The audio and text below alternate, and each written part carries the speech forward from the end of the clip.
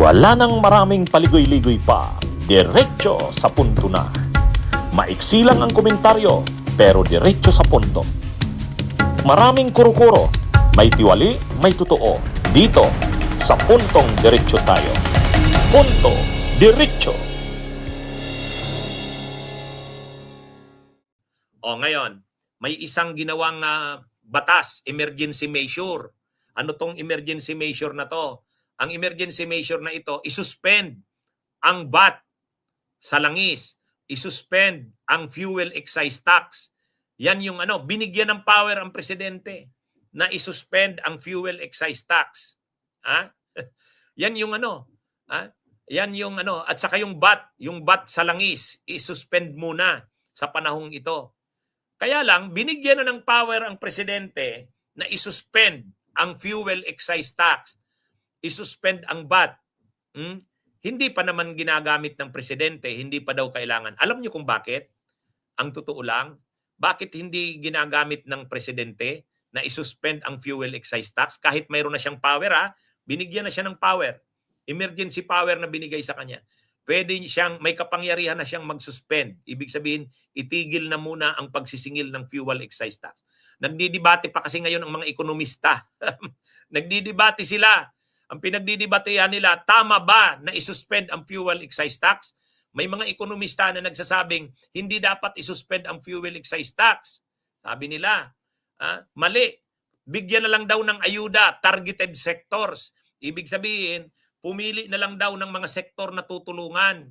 Halimbawa, yung transport, yung mga magsasaka, yung mahihirap. Pero yung fuel excise tax daw, ay wag daw yan tanggalin. Kasi yan daw ay source ng revenue ng gobyerno. Kapag inalis daw yung fuel excise tax, mga 320 billion pesos yata ang mawawala. O, yan yung pinagtatalunan nila. Kaya sa ngayon, habang nagtatalo ang mga ekonomista, ang mga policy makers ng gobyerno, hirap na ang sambayan ng Pilipino. Pinapanawagan ng sambayan ng Pilipino, mga kabunyog, pinapanawagan na yung fuel excise tax ay alisin yan. Kasi pabigat yan sa sambayanan. Pabigat yan. Sa panahong ito ngayon ng matinding krisis, maalis man lang yung fuel excise tax na yan, malaking tulong na. Ang ibig sabihin kasi ng fuel excise tax, sa bawat binibili natin, halimbawa, yung na yan, yung kada litro na yan ng diesel, magkano ngayon? 150? Yung 150 na yan, hindi naman talaga yung presyo niyan. Mababa sana yan kung walang excise tax. Mayroon pang excise tax, mayroon pang VAT. Kaya matindi. Kaya matindi mga kabunyog, mga kababayan. So, ang panawagan ngayon, alisin yung fuel excise tax. Kasi pag inalis yung fuel excise tax, bababa ang presyo. Ngayong linggo may binabalita, bababa daw ng 2 pesos yata ang diesel, 3 pesos yun.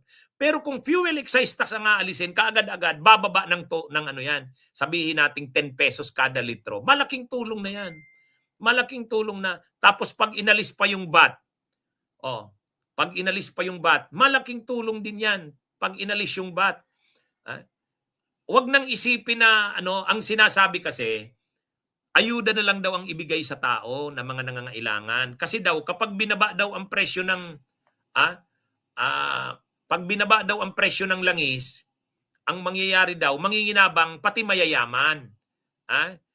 Ang mayayaman daw, kaya naman bayaran yung mataas na presyo ng langis.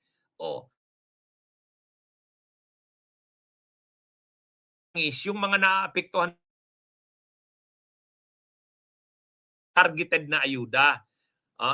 Yun yung sinasabi. Pero daw itong langis, wag nang alisin ng tax para hindi mawala yung kita ng gobyerno.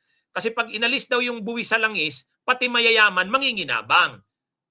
Hayaan na daw yung ganyan na mataas na presyo ng langis, yung mga mahihirap tulungan na lang. Hindi rin ganyan yan. Hindi ganyan yan. Ang akala kasi nila, ang pag pinag-uusapan yung presyo ng langis, ang nakikita lang nila yung sasakyang gamit ng mayaman. Hindi. Sino ba ang major na kumukonsumo ng langis? ang major na kumukonsumo ng langis, lalo diesel? Yung mga pabrika, yung mga delivery trucks, yung mga nag-haul ng mga produkto, yan ang gumagamit ng langis, ay ng diesel. Grabe ang demand ng diesel kasi diesel yung ginagamit sa mga pabrika, mga paghakot ng mga materyales, finished products. Ngayon, kapag inalis yung fuel excise tax na yan, bababa ang presyo. Pag bumaba ang presyo ng langis, bababa din ang presyo ng mga bilihin. Kaya mataas ang presyo ng mga bilihin kasi mataas ang presyo ng langis. Hindi naman dito yung sasakyan ng mayaman ang pinag-uusapan. Ito kasing mga ekonomista, ang nakikita nila yung sasakyan ng mga mayayaman. Hindi yun. Ang pangunahing gumagamit o kumukonsumo ng langis sa bansa natin, mga pabrika, mga industriya. Gamit ito sa ekonomiya. Kaya nga ang main na demand diesel eh.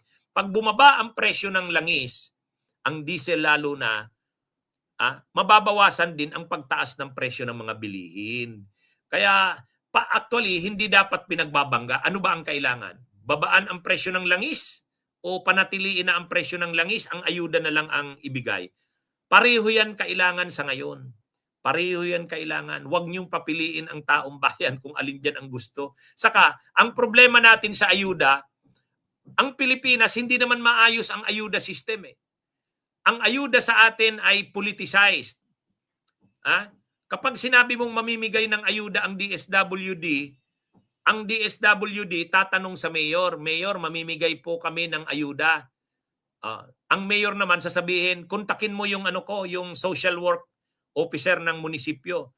Yung social worker naman ng munisipyo, yung social welfare officer ng munisipyo, ang ituturo niya naman ang kontak sa mga barangay, yung leader ni mayor.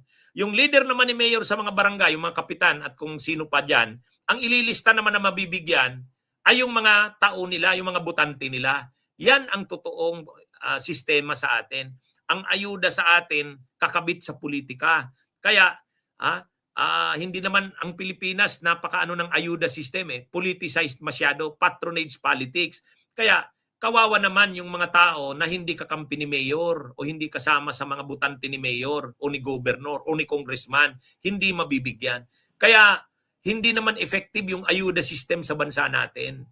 Kaya mas direkta kaagad na makakatulong sa tao, mas direkta kaagad makakatulong yung pagtanggal ng buwis. Yang kaagad ang malaki ang maitutulong. Kaya suportado natin ang panawagan na tanggalin o isuspend ang fuel excise tax.